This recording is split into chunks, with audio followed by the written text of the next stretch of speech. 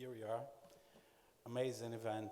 Thank you so much, GASTROMASA, for all the support, for the tremendous past days that we had here, and it was absolutely astonishing. The food in Istanbul, the culture is so rich, so powerful, so incredible that it was a massive experience that I definitely need to be back soon to learn. And well, I will talk a little bit about my life history, and you will understand in the end during the speech that the way that I cook, the way that I see food is really related with my life history. My memory is absolutely terrible for names and datas, but it's pretty good for taste and for smell. I am a Brazilian. I came from a medium-class family, and I have been involved, for sure not professionally, since I'm 4 or 5 years old with food. My family, we used to eat a lot at home, and when I was really young, I remember perfectly the taste and the smell of the tomato sauce that my grandmother used to do, and I was like 4 or 5, and I go to the kitchen to help to stuff the cannelloni and help it to do anything that I can. And it was really, really, really important for me, and still being important. A lot of my cooking came from my childhood memory, my affective memory, things that I eat at home, and things that we still eating and cooking. My grandmother is not here anymore, but my mom still cooking the same tomato sauce, and it's something that's really, really special. Well, I used to work in the financial market. I stayed there for probably 16, 17 years, and I started to try to pay my college, my university, to be honest, to pay my rent. And it was really, really important for me because I learned a lot. I learned how to think in different views, to look ahead, and I have a kind of feeling that it was part of my professional formation. And I used to cook a lot at home, a lot. All the time, it's my biggest passion. It's in my heart. My family is, we have many different cultures in my family. We have part of the family that came from Italy, part of the family from Portugal, part of the family from Spain. So we used to eat a lot. We used to spend a lot of time on the table, around the table. And a lot of friends used to go at home and said, Andrea, open a restaurant. Try to do it professionally. You have such a passion, you have a gift with, and why you don't do this? I said, no, I need to pay my university. I have a good job, and I stayed there for many, many, many years. And there was a couple of events that changed my life. And one of them was my wife had a massive surgery, and I spent a lot of time with her at home recovering, and I was so, afraid and rethinking about life. My dad passed away when I was 7, 8 years old. Then Mom married again with a wonderful man that was a journalist that grew us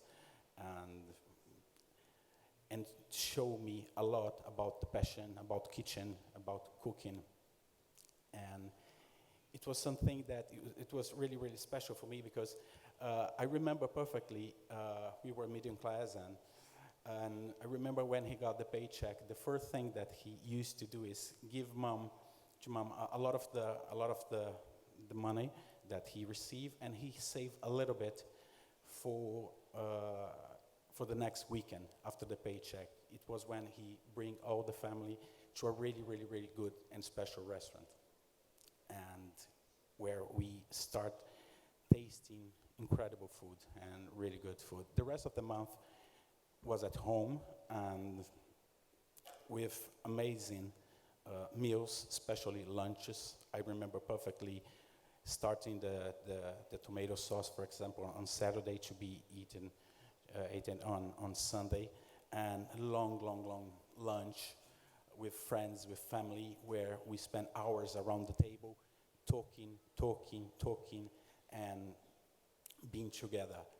And it was really important for me, and still be really important, because I truly believe in this kind of relationship, the power of the food, the power to put people together. But anyway, let's talk a little bit about this. I had this. My wife has this situation, and I decided to be happy to do one thing that to follow my heart, to do the thing that I most love, that was cooking professionally.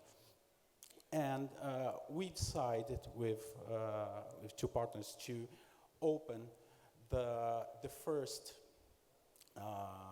American-style barbecue house in Brazil, Texas-style barbecue house in Brazil.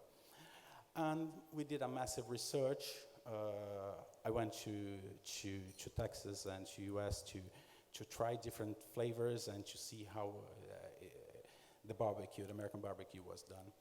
And it was something that it was really, we took a risk, because I live in Brazil, a place where we love meat, we love steaks, we love barbecue.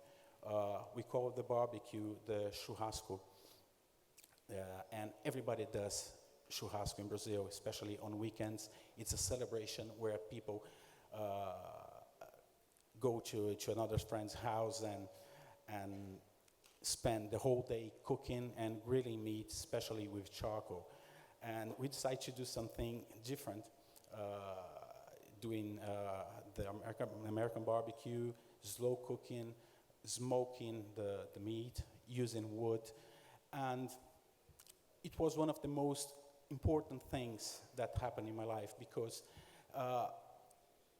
we asked for a pitmaster, American pitmaster, come to Brazil to teach me, show me the proper way to do the American barbecue. And I spent almost 1 year testing, only testing, and learning the more that I can. And I mean, when I'm saying about testing, I used to spend 15, 16 hours in front of the smoker and learning and trying to understand what happened inside of the meat, what happens on the fibers, with the fibers, the doneness, everything that I could. And this was really, really important for me, because I believe that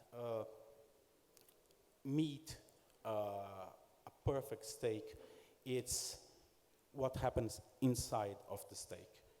The doneness, the proper internal temperature, and the barbecue experience helped me a lot to understand this.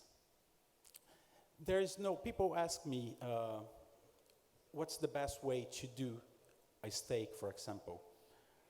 My answer is, there's no the best way. There are several ways to do a proper one, a beautiful steak. There are a few that I believe that they are not so good, they are not proper, they are not the right way to do, but I believe that if you have patience, if you are gentle with the meat, if you are gentle with the steak, and you have a beautiful, beautiful one, a beautiful cooked one.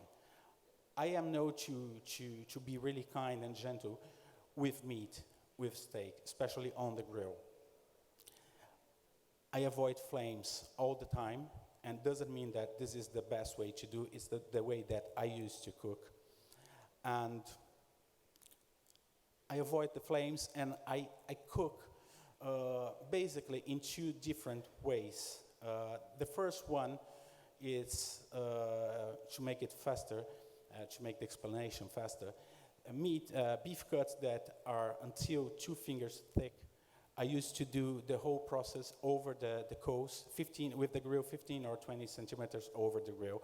When I have thicker steaks, I used to start between 15 and 20 centimeters searing, and then I raise the grill or put in indirect fire until the doneness that I want, and I particularly prefer the medium rare, usually for steaks, and I cook it gently, and I could spend 1 hour cooking a big porterhouse or a bistecca fiorentina, but with really, really low temperature, being kind, being gentle, because I believe the less that you stress the meat, the better it will be.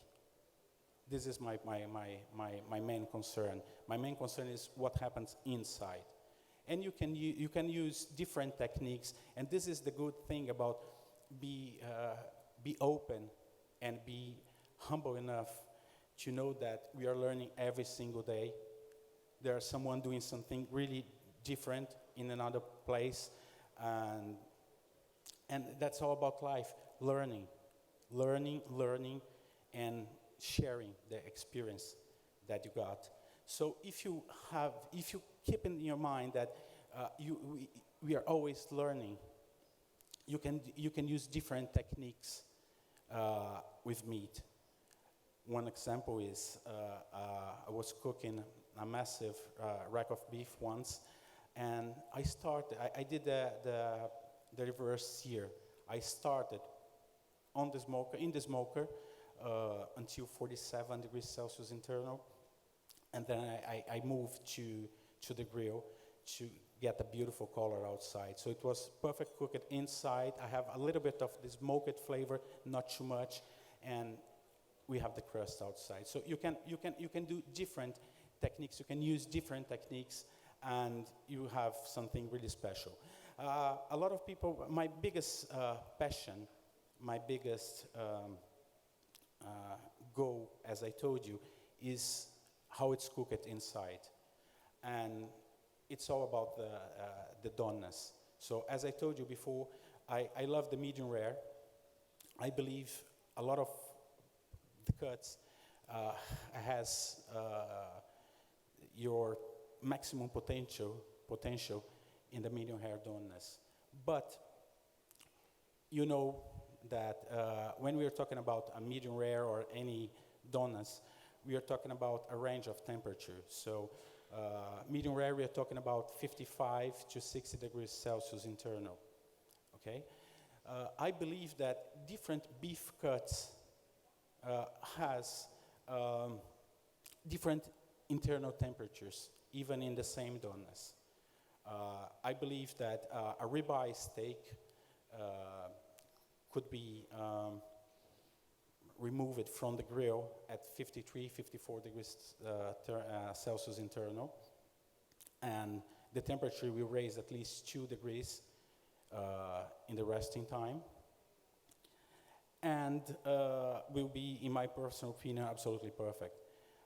One of my favorite beef cuts is the bavette steak, also medium rare, but I believe that we could remove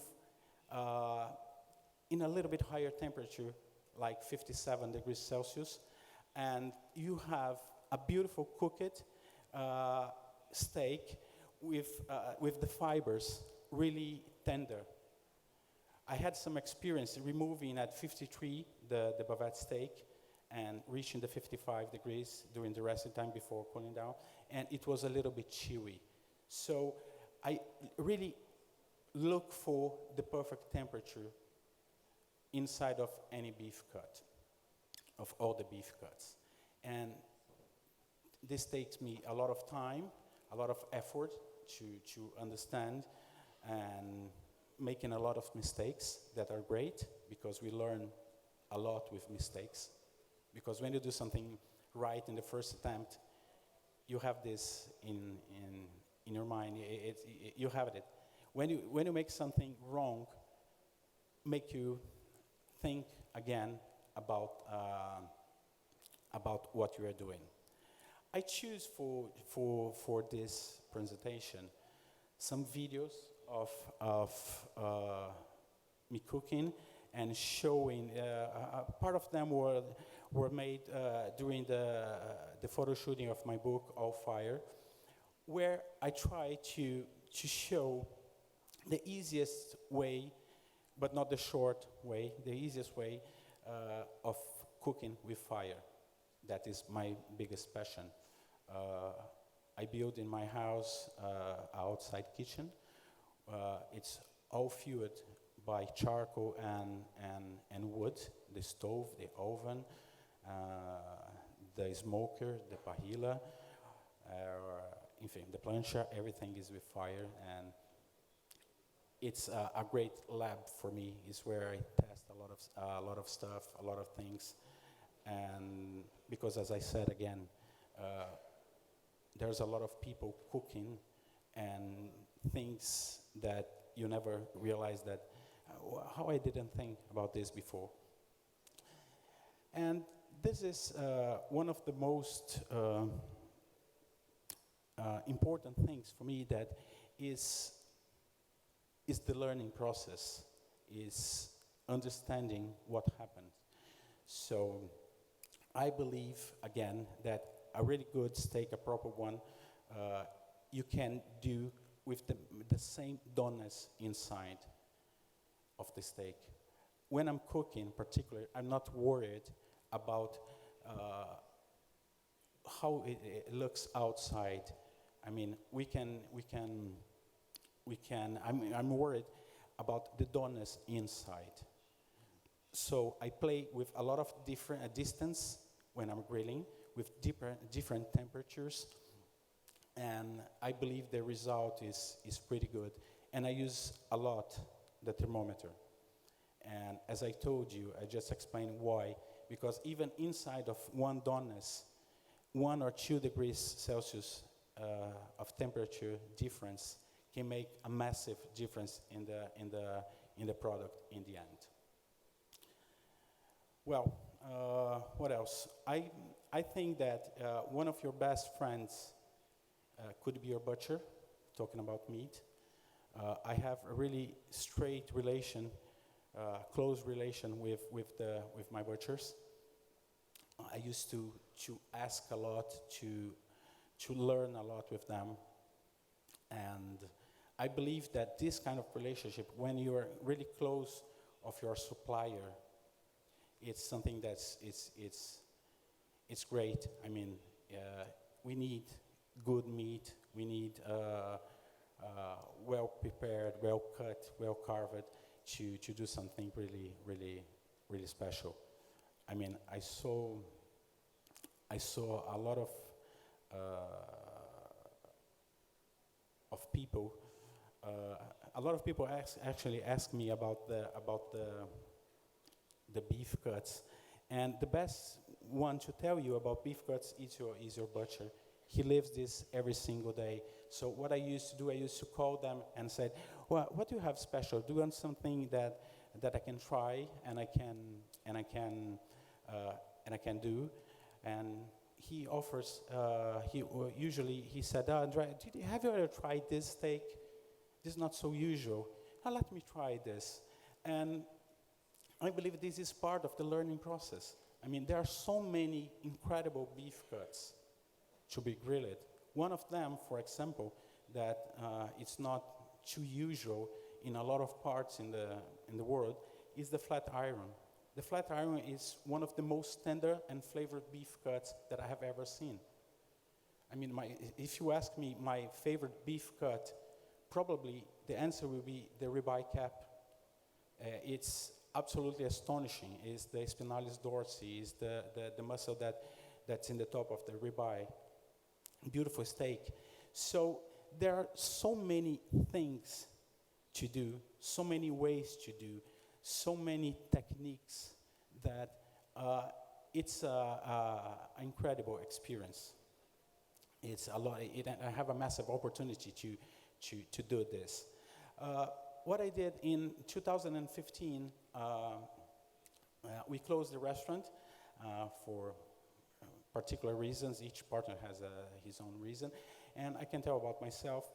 My main reason is that I still follow my heart. I mean, the thing that I most love is learn and share what I do. I mean, there are so many people in the world that ask, how do you do this? What do you think? Do you think this is a good way? That I really want to learn how to do something special at home. I said, you know what? I will be learning in the next few years and trying to share with the people what I have been learning. And as Antonio just said, it's cooking. It's all about, it's about passion, it's about love, it's about sharing. And this is what I believe. So now I have been doing some events in Europe and US, also in Brazil. I have been filming a lot and shooting a lot. And for one reason, because I believe that we need to put the people again on the table. We have people around the table sharing, being connected, but visually. I mean, today there's, we are connected, and it's not bad, but we are really connected with cellular phones and social media, this kind of stuff. I believe that we need to be really, really together. And I believe table put the people together again. It was the way that I was that I grew. It was the way that I miss a lot the time where we were at home on weekends, spending hours talking and sharing the stuff. Next year will be a really incredible year for me because I was just announced in Brazil as a columnist, electronic columnist of GQ Brazil, and I will be filming weekly recipes and things that I think that can be useful for people. And that's a great opportunity to be close to people, especially in a moment, and I'm talking about my country, and where we are facing a massive economic crisis, where a lot of people can't afford a restaurant. And I believe that if you give the opportunity to be cooking at home, good food, simple but great food, with good techniques, people will enjoy and will make the life a little bit easier. So that's my history, and it's a history that someone that has been following your heart, his heart, it's mine in case, and with the people, my passion, my biggest passion, that is cooking and trying to do in the best way that I can. If I can give one advice to people that are starting cooking professionally, do the best you can. Be humble. Try to be the more honest as you can, and work really, really hard, because things happens with hard workers, with people that really respect each other and work hard. That's it. Thank you.